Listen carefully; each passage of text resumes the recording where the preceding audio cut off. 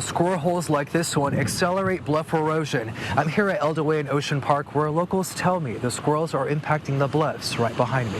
The AIDS Life Cycle ride is passing through the Central Coast this week.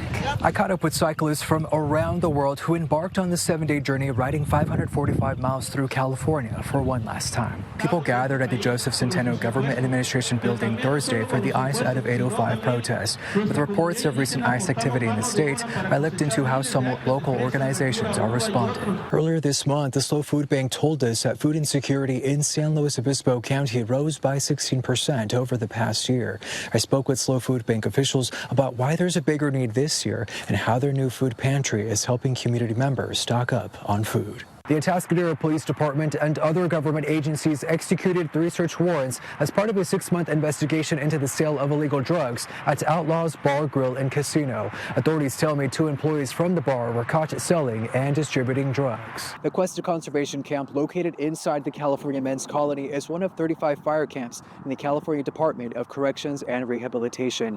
Participants in the fire camps respond to all types of emergencies, such as fires, floods, and other natural or man-made disasters. That's right, I'm standing near where the Santa Lucia incident took place. As you see behind me, you can see crews are still monitoring the scene. I'm your community reporter, Eduardo Huijon Jr. in Solvang. Several wildfires are burning in Southern California, thousands of homes destroyed by the flames, and more than 150,000 people have evacuated. I spoke to people from Los Angeles County who chose to evacuate in the Santa Ynez Valley as the devastation from the wildfires continues to impact thousands of lives. We just needed to get out before we got any evacuation warnings. We came out last night after work, headed out, and got here. Amy is from Sherman Oaks, and she decided to quickly pack her bags to escape the wildfires surrounding her community in Los Angeles County. The Palisades Fire and Kenneth Fire are not too far from where she lives. She told me it was taking a toll on her and her husband's health. We're getting a lot of smoke in our apartment. We're on the top floor, so just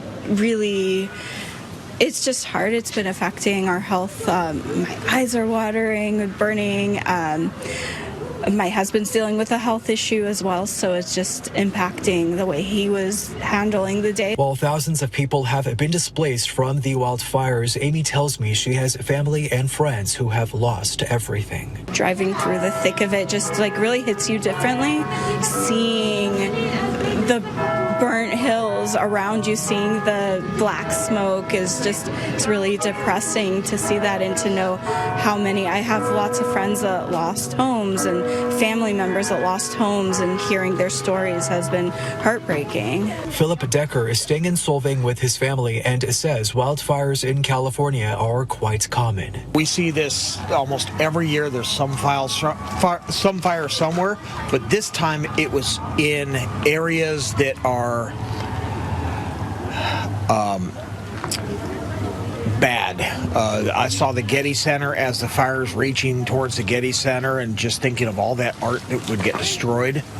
All the homes that were in Palisades that were just obliterated. Jesse is from Los Angeles and says he chose to get away from the area due to the conditions.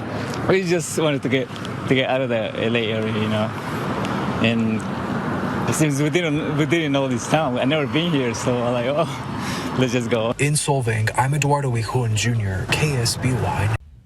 I'm your community reporter, Eduardo Huijon Jr., covering your community in San Luis Obispo. The AIDS Life Cycle ride is passing through the Central Coast this week. I caught up with cyclists from around the world who embarked on the 7-day journey riding 545 miles through California for one last time. The iconic 545-mile ride from San Francisco to Los Angeles with the AIDS Life Cycle is coming to an end this year due to a decline in ridership and production costs. Officials with the AIDS Life Cycle tell me that production costs got expensive after the COVID-19 pandemic. After more than 30 years and $300 million raised for the life-saving work of the Center and San Francisco AIDS Foundation, we made the decision to sunset the ride. We saw a real shift in how expensive the event became. after the COVID-19 pandemic. Just like the world got more expensive for the everyday American, it became more expensive to produce the event. Holland Dunner tells me that ridership participation dipped over the last 2 years. However, with this year being the last ride, the event sold out and over 2,200 riders are en route to Los Angeles. And what's so lovely about it is that we have people who've done every single ride for the last 30 years, and we have newbies, and so it's truly a lovely experience. Cyclists are required to fundraise a minimum amount of $3,500. Some riders tell me they're riding to support those affected by HIV. I had already signed up before they announced it was the end, so it's a really special kind of culminating event, and trying to raise, record amount of money to support the fight to end HIV/AIDS. It means a lot to me. I have some very important people in my life that are impacted from HIV/AIDS, and so I'm here for them.